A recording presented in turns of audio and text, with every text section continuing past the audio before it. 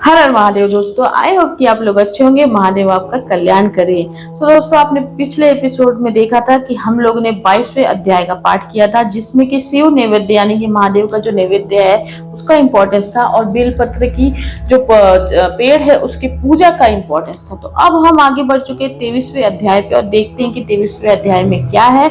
आप चैनल को सब्सक्राइब कर लीजिए ताकि आप एक भी अध्याय मिस न करें और श्रवण करते रहें, क्योंकि ये पावन सावन का महीना है और इसमें महाशिव पुराण का जब आप पाठ करते हैं या पाठ भी नहीं करते, श्रवण करते हैं, तो आपको दुगने फल की प्राप्ति होती है। तो चलिए बिना देरी किए शुरू करते हैं ये पाठ। और ये है महाशिव पुराण विदेश्वर संहिता का 23वां अध्याय। तो भस्म, रुद्राक्ष और शिव नाम के महत्व का वर्णन है इसमें। अब जो 23वां अध्याय, इसमें भस्म जो है, रुद्राक्ष जो है और शिव नाम यानी कि महादेव का जो नाम है उसके महत्व का वर्णन है। तो चलिए शुरू करते हैं। हर हर महादेव। श्री गण बोले, हे महाभाग व्यास शिष्य सूत जी, आपको नमस्कार है। अब आप परम उत्तम भस्म महत्व का विस्तार पूर्वक वर्णन कीजिए। भस्म महत्व, रुद्राक्ष महत्व तथा उत्तम नाम महत्व, इन तीनों का परम प्रसन्नता पूर्वक प्रतिपादन कीजिए और हमारे हृदय को आनंदित कीजिए। तो सूत जी बोले, हे महर्षियों, आप लोगों ने बहुत उत्तम बात पूछी है। यह समस्त लोगों के लिए हितकारक विषय है। आप लोग महाधन्य, पवित्र तथा अपने कुल के भूषण स्वरूप हैं। इस संसार में कल्याणकारी परम देव स्वरूप भगवान शिव जिनके देवता है, ऐसे आप सबके लिए ये शिव की कथा अत्यंत प्रिय है। वे ही धन्य और कृतार्थ है। उन्हीं का शरीर धारण करना भी सफल है और उन्होंने ही अपने कुल का उद्धार कर लिया है, जो शिव की उपासना करते हैं।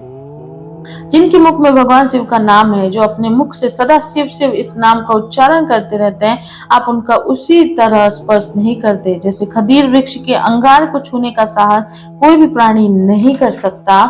हे शिव, आपको नमस्कार है। श्री शिवाय नमस्तुभ्यम। जिस मुख से ऐसा उच्चारण होता है वह मुख समस्त पापों का विनाश करने वाला पावन तीर्थ बन जाता है। जो मनुष्य प्रसन्नता पूर्वक उस मुख का दर्शन करता है, उसे निश्चय ही तीर्थ सेवन जनित फल प्राप्त होता है।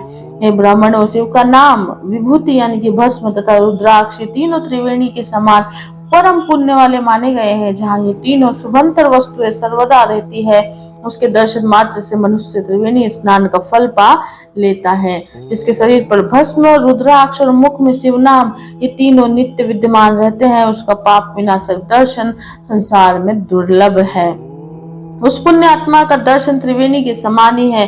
भस्म, रुद्राक्ष तथा शिव का नाम जप करने वाले और त्रिवेणी, इन दोनों में रच मात्र भी अंतर नहीं है। ऐसा जो नहीं जानता वो निश्चित ही पापी है, इसमें संदेह नहीं है। जिसके मस्तक पर विभूति नहीं है, अंग में रुद्राक्ष नहीं और मुख में शिवमय वाणी नहीं है, उसे अधम व्यक्ति के समान त्याग देना चाहिए। भगवान शिव का नाम गंगा है, विभूति यमुना मानी गई है तथा रुद्राक्ष को सरस्वती कहा गया है। इन तीनों की संयुक्त त्रिवेणी समस्त पापों का नाश करने वाली है। बहुत अच्छी बात कही गई है कि जो भगवान शिव का है नाम जो है उसे गंगा नदी बोला गया है। विभूति जो है यानी कि भस्म, उसे यमुना माना गया है और रुद्राक्ष जो है उसे सरस्वती नदी कहा गया है। तो इन तीनों का जो त्रिवेणी संगम होता है, ये सभी पापों का नाश करता है। तो बहुत पहले की बात है, हितकारी ब्राह्मण ने, जिसके शरीर में उक्त ये तीनों त्रिपुंड, रुद्राक्ष और शिव नाम संयुक्त रूप से विद्वान थे, उनके फल को तुला के पलड़े में एक ओर रखकर त्रिवेणी में स्नान करने से उत्पन्न फल को दूसरी ओर के पलड़े में रखा और तुलना की तो दोनों बराबर ही उतरे। अतः विद्वानों को चाहिए कि इन तीनों को सदा अपने शरीर पर धारण करें। उसी दिन से ब्रह्मा, विष्णु आदि देव भी दर्शन मात्र से पापों को नष्ट कर देने वाले इन तीनों यानी कि रुद्राक्ष, विभूति और शिव नाम को धारण करने लगे हैं।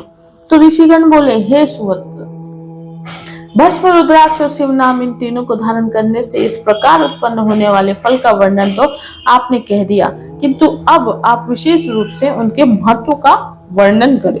तो सूत जी बोले, ज्ञानियों में श्रेष्ठ है महाप्राण, हे शिव भक्त ऋषियों और विप्रो, आप सब समृद्धि तथा आदर पूर्वक उक्त भस्म, रुद्राक्ष और शिव नाम, इन तीनों का महत्व सुने। शास्त्रों, पुराणों और ऋतियों में भी इनका महत्व अत्यंत गुण कहा गया है। हे विप्रो, आप सबके स्नेहवश इस समय में उस रहस्य को खोलकर प्रकाशित करने जा रहा हूँ। हे श्रेष्ठ ब्राह्मणों, इन तीनों की महिमा को सदसल दिलक्षण भगवान महेश्वर के बिना दूसरा कौन भली भांति जान सकता है? इस ब्रह्मांड में जो कुछ है वो सब तो केवल महेश्वर ही जानते हैं। हे विवरण, मैं अपनी श्रद्धा भक्ति के अनुसार संक्षेप में भगवान की महिमा का कुछ वर्णन करता हूँ। आप सब लोग प्रेम पूर्वक उसे सुने। ये नाम महत्व समस्त पापों को हर लेने वाला सर्वोत्तम साधन है। शिव इस नाम रूपी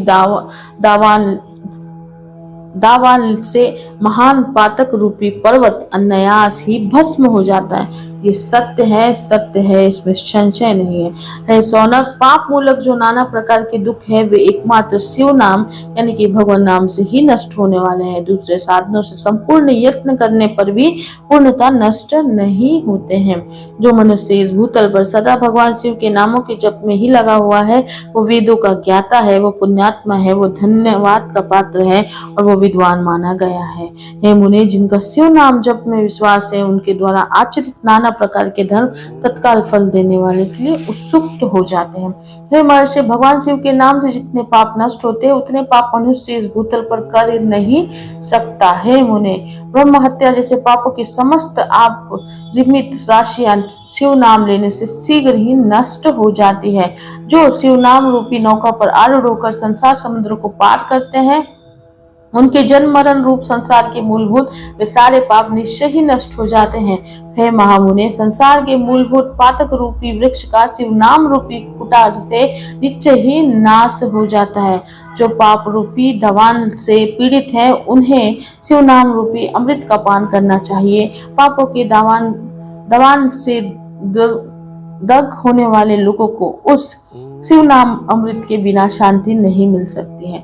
जो शिव नाम रूपी सुधा की वृष्टि जनित धारा में गोते लगा रहे हैं वे संसार रूपी दवान के बीच में खड़े होकर भी कदापि शोक के भागी नहीं होते।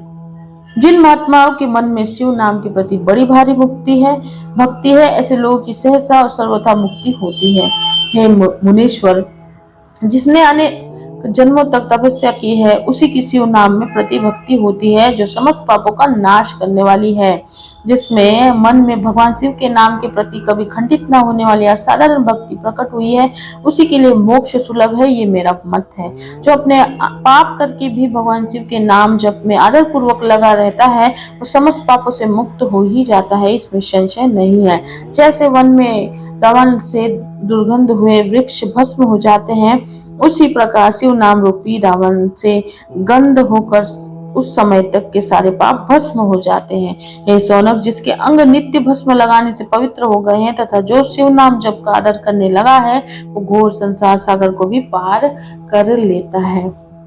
ब्राह्मणों का धर्महरण और अनेक ब्राह्मणों की हत्या करके भी जो आदर पूर्वक शिव के नाम का जप करता है वो पापों से लिप्त नहीं होता है, अर्थात उसे किसी भी प्रकार का पाप नहीं लगता है। संपूर्ण वेदों का अवलोकन करके पूर्ववर्ती महर्षियों ने यही निश्चित किया है कि भगवान शिव के नाम का जप संसार सागर को पार करने के लिए सर्वोत्तम उपाय है। मुनिवरों, अधिक कहने से क्या लाभ, मैं शिव नाम के सर्व पापहारी महत्व का वर्णन एक ही श्लोक में करता हूँ।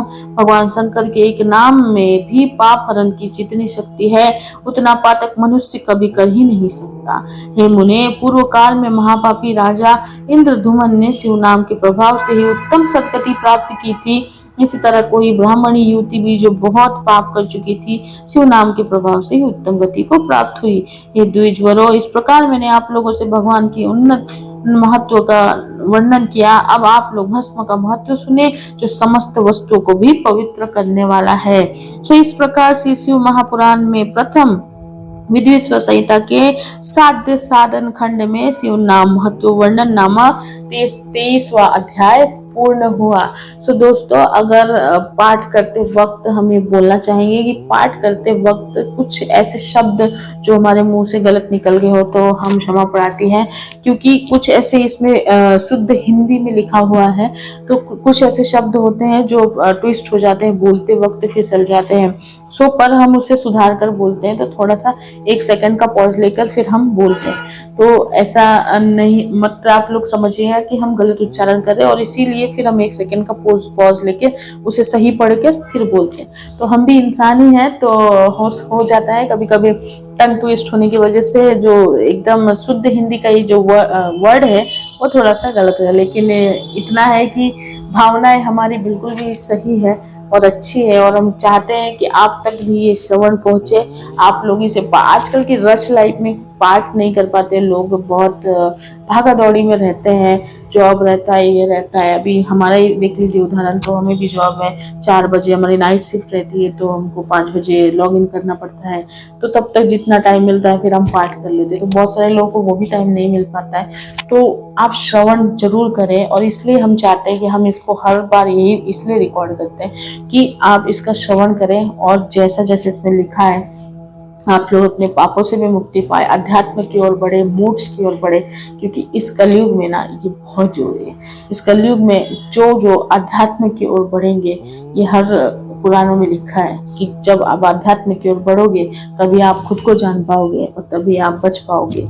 ये कलयुग है, और कलयुग में अध्यात्म, मोक्ष और बोलते हैं ना भगवान का नाम बहुत ही जरूरी। तो इस अध्याय में आपने देखा कि महादेव के नाम का वर्णन था, बहुत ही अच्छा बताया गया था। उनके नाम को जप करने से क्या होता है, उनको बार बार ध्यान करने से क्या होता है। अभी हम अगले अध्याय में जो भस्म का इम्पोर्टेंस है वो पाठ करेंगे, तो जरूर पाठ करते रहिए, श्रवण करते रहिए, और इस महीने, इस श्रावण के महीने तो जरूर कीजिए। चलिए हम मिलते हैं आपको अगले एपिसोड में अगले अध्याय के साथ। तब तक अपना बहुत बहुत ख्याल रखिए। हर हर महादेव।